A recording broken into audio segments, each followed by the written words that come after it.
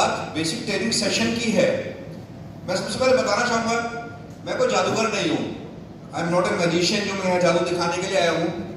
मैं वही हूँ जो आप हैं, बस फर्क है तो वो चीजें जो सिस्टम की मैं आप लोगों के सामने रखना चाहूंगा। अगर जादूगर है तो सिस्टम है, जादूगर है मैजिशियन है तो सिस्टम है। हमें केवल उन चीजों को फॉलो करने की जरूरत है। दोस्तों, बेसिक की बात अगर चल रही है, हम सभी लोगों ने नर्सरी में, प्राइमरी क्लासेस में बेसिक चीजें पढ़ी हैं, वर्णमाला पढ़ी है, इंग्लिश की अल्फाबेट पढ़ी है, हिंदी की पढ़ी है।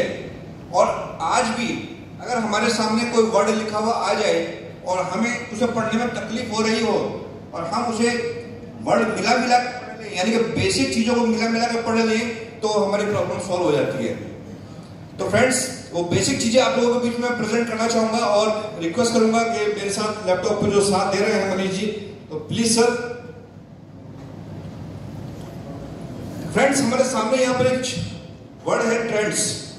ट्रेंड्स का मतलब रिलायंस का ट्रेंड्स नहीं, ट्रेंड्स का मतलब जो दौर, उस दौर के बारे में हम थोड़ी सी यहाँ पर बात करेंगे।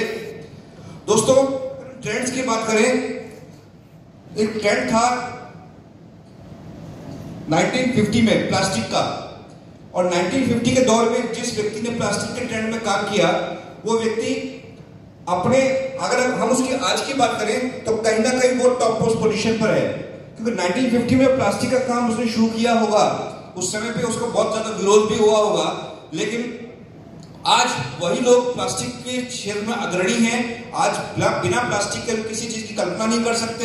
हमारे हाथ में चाहे मोबाइल फोन हो, चाहे जेब में पेन हो, या व्हाटएवर कुछ भी चीज हो, आज प्लास्टिक हमारे जीवन का एक अनमोल अभिन्न हिस्सा बन चुका है।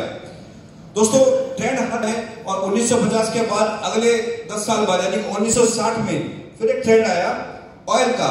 और जिस व्यक्ति ने ऑयल के सेक्टर में उस समय पर काम किया, उन्होंने वो दौर वो था दोस्तों, जब लोगों को पेट्रोल या डीजल लेने के लिए बहुत बहुत दूर तक भी जाना पड़ता था। अपने डिस्ट्रिक्ट हेडक्वार्टर पे पेट्रोल डीजल मिला करता था, हर जगह पर मिला भी नहीं करता था। लेकिन आज हम देख रहे हैं कि अगर किसी पेट्रोल पंप पर लाइन लगी है, हम अगले पेट्रोल पंप पे गिरवा लेते हैं, क्योंकि वो दौर जा चुका है जो उस समय पर ट्रेंड था। तो उस समय पर लोगों ने ईमानदारी से भी और बेईमानी से भी हर तरह से इस ऑयल के ट्रेंड में पैसा कमाया। लेकिन आज की तारीख में ये ट्रेंड जा चुका है, लेकिन जो लोग पहले से इस ट्रेंड में लगे हुए हैं वो लोग आज भी अग्रणी हैं। फ्रेंड्स, फिर 10 साल के बाद ट्रेंड चेंज हुआ, और ट्रेंड आया हुआ है 1970 में ऑटोमोबाइल का।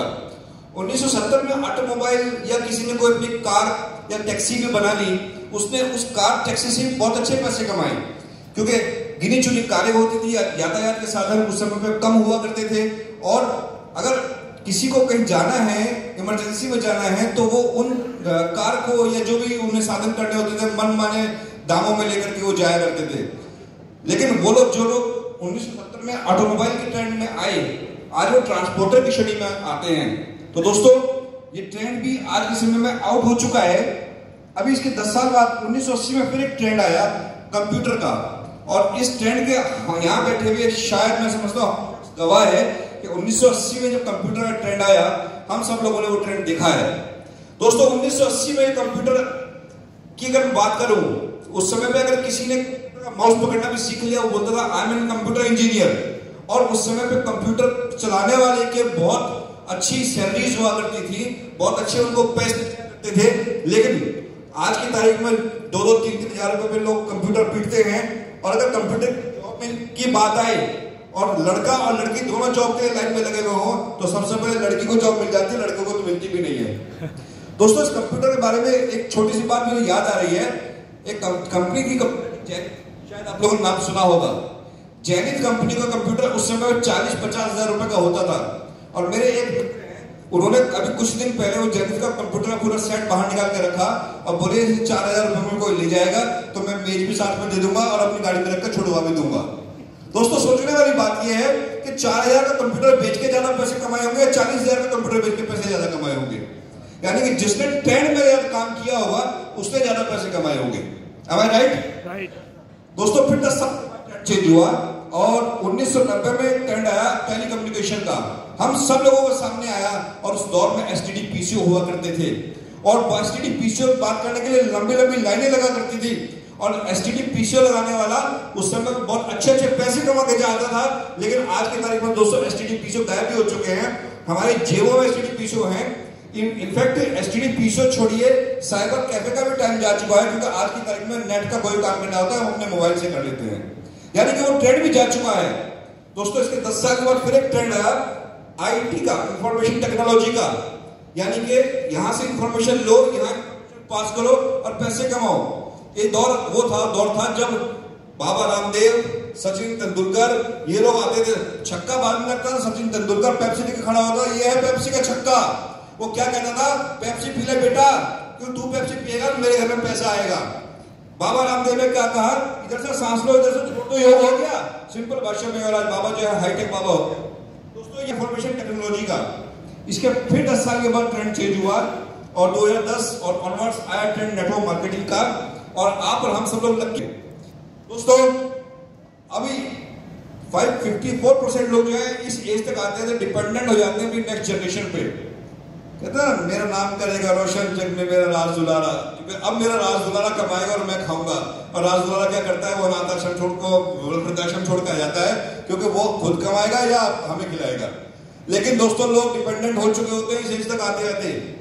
अभी 5% लोग स्टिल इन जॉब होते हैं, उन्हें मजबूरी है, अगर 65 इयर्स की एज में भी काम नहीं करेंगे तो पैसा नहीं आएगा उनके पास, घर चलाने के लिए पैसा चाहिए तो काम करना पड़ेगा। 4% लोग फाइनेंशियली फ्री होते हैं और 1% लोग ऐसे होते हैं जो जिनके पास टाइम फ्रीडम और फाइनेंशियल दोनों होता है। दोस्तों जब यहाँ हम लोग सेशन को अटेंड करने के लिए आ रहे थे, बहुत सारे लोगों से आप लोगों ने बात की होगी, हमने भी की होगी। लोगों ने कहा होगा कि मैं अगर जाऊंगा तो मेरा नुकसान हो जाएगा, यानी कि उनके पास अगर पैसे हैं तो समय नहीं है। लेकिन ये नेटवर्क मार्केटिंग एक ऐसा प्लेटफॉर्म है जो हमको टाइम फ्रीडम और फाइनेंशियल फ्रीडम दोनों देता है। और ये बात अगर किसी के दिल में कहने से बैठ गई, ये बात अगर किसी को समझ में आ गई, तो दोस्तों मुबारक हो आप लोगों को, क्योंकि आप सब लोगों की समझ में आई हुई है, तभी आप और हम लोग यहाँ बैठे हुए। तो एक बार अपने लिए जोरदार क्लैपिंग जरूर कर दो दोस्तों, क्लैपिंग जोरदार कर दो, इसे नींद खुल जाए पड़ोसी की भी। थैंक यू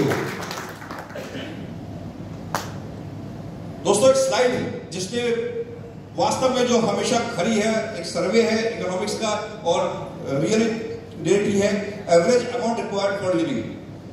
एक एवरेज अमाउंट कितना चाहिए जिंदगी जीने के लिए, यहाँ ऐशो आराम की बात नहीं चल रही है दोस्तों। एक दौर था 1960 का, जब अगर किसी फैमिली में 100 रुपए महीने की इनकम भी आती थी तो उस फैमिली में खर्चे बड़े बने में चल जाया करते थे। लेकिन इसके 20 साल के बाद 1980 के आते आते यही अमाउंट 10 गुना जाने लगा। जिस फैमिली में 1000 रुपए महीना आता था, उस फैमिली के खर्चे एक एवरेज हुआ करते दोस्तों। इसके फिर 20 साल के बाद सन 2000 के आते आते ये पैसे की रिक्वायरमेंट 10 टाइम्स फिर बढ़ी, और जिस फैमिली में 1000 से बढ़ के 10,000 रुपए महीना आता था, वो फैमिली एवरेज हुआ करती थी। और दोस्तों इसके 20 साल के बाद 2020 में जो रिक्वायरमेंट आई वो 1 लाख रुपए महीने की आई, कि अगर 1 लाख रुपए महीना भी अगर किसी के पास नहीं आएगा फैमिली में, तो वो फैमिली एवरेज बिलो एवरेज होगी। और ये रेड में लिखा हुआ है दोस्तों। और आज हम कहां खड़े हैं 2023 में, और अभी इसके 20 साल के बाद ये फिर 10 टाइम्स हो जाएगी। लेकिन मैं कहता हूं चलिए तो अभी अगले 20 साल की बात नहीं करते हैं, अगर हम आज की ही बात कर लेते हैं, तो क्या हम जिस भी काम को कर रहे हैं वो काम हमें 1 लाख रुपए महीना या उससे ज्यादा की इनकम देता है? अगर देता है तो शायद हमारी लाइफ एक एवरेज होगी। लेकिन अगर नहीं देता है तो दोस्तों कहीं ना कहीं हमें अपनी इनकम के एक्स्ट्रा सोर्स जनरेट करने जरूरी है। और हमारे सामने एक बहुत बेहतरीन प्लेटफॉर्म, बहुत बेहतरीन सोर्स मौजूद है जहां से पैसिव इनकम, एक एक्स्ट्रा इनकम जनरेट कर सकते हैं। और दोस्तों इसी प्लेटफॉर्म का नाम है M+ क्रिएशन। एक जबरदस्त ताली बजाइए दोस्तों M+ के लिए। Thank you.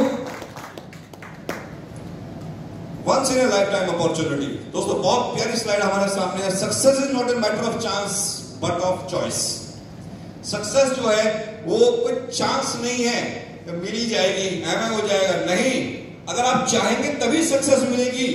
अगर आप सोचते हैं कि आप आज सुबह उठेंगे, कोई प्लान शो नहीं करेंगे, किसी को मिलेंगे नहीं, सिस्टम के बारे में बात करेंगे नहीं, और आप ज्वाइनिंग आ जाएगी, आपका बिल्कुल ये सपना है, कुछ नहीं होगा। केवल आपको अगर ज्वाइनिंग चाहिए, आपको इनकम चाहिए, आपको आगे बढ़ना है लाइफ में, तो आपको चॉइस करना पड़ेगा कि हाँ मुझे आगे बढ़ना है और आज मैं अपना बिजनेस निकालूंगा, अपने लिए निकालूंगा, तभी मैं आगे बढ़ पाऊंगा। सक्सेस लेनी है तो सक्सेस की चॉइस आपको करनी पड़ेगी। सक्सेस आपको बाय चांस कहीं पड़ेगी नहीं मिलेगी।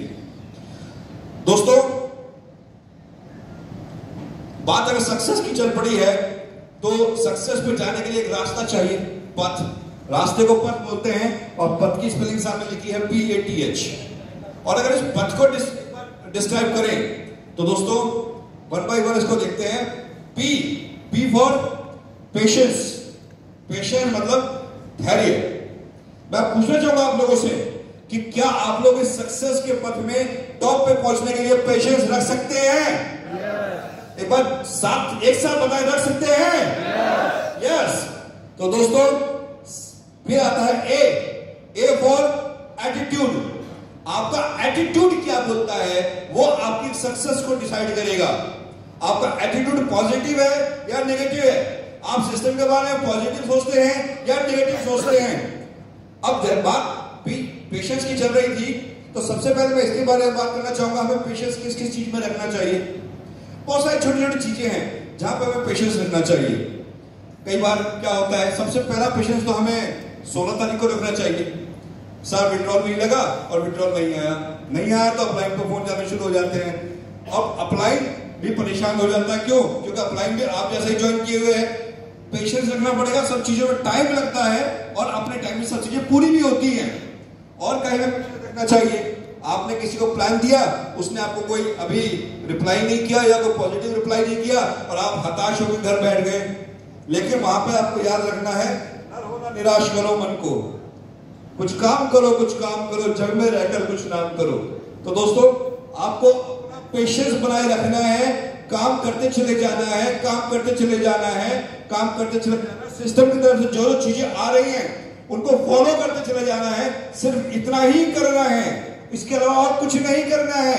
लेकिन हम क्या करते हैं, हमारे साथ जो हमारा अपलाइन है, हम उसकी इतनी बहस कर करके उसके कानों के साथ कीड़े खा जाते हैं कि वो बेचारे के कान भी खाली हो जाते हैं, वो बेचारा भी पूरा खाली हो जाता है। कृपया करके ऐसा ना करें, केवल फॉलो करें पेशेंस के साथ। एटीट्यूड रखें पॉजिटिव। अब एटीट्यूड पॉजिटिव और नेगेटिव दो तरीके के होते हैं। एटीट्यूड के बारे में एक छोटी सी स्टोरी शेयर करता हूं। एक बार एक गांव में एक पंचायत थी और वहां पे डॉक्टर साहब गए हुए थे। डॉक्टर साहब ने बोला कि मैं यहाँ गांव के लोगों को सिखाना चाहता हूं। लोगों ने कहा ठीक है जी। मुखिया ने सब लोगों को इकट्ठा कर लिया और बोले देखो ये एक गिलास है, इस गिलास में शराब है और ये गिलास है, इस गिलास में पानी है और ये दो केंचुए हैं। और उन्होंने पानी वाले गिलास में केंचुआ डाला, केंचुआ जिंदा रहा। शराब वाले गिलास में केंचुआ डाला, केंचुआ मर गया। बोले आपको क्या सीख मिली? तो उनमें से कोई बैठा हुआ था, बोला डॉक्टर साहब आज समझ में आ गया कि पेट के सारे कीड़े मर जाते हैं शराब पीने से। एटीट्यूड मेरा पॉजिटिव हो गया। अब ये उसकी सोच है। अब देखिए इस मैसेज वो ये भी ले सकता था कि जब केंचुआ मर सकता है तो मैं भी मर जाऊंगा। लेकिन भाई एटीट्यूड अपने ऊपर डिपेंड है, पॉजिटिव एटीट्यूड को लेकर के चलना है। दोस्तों अब आता है टी फॉर टीचेबिलिटी। टीचेबिलिटी का मतलब बता सकते हैं?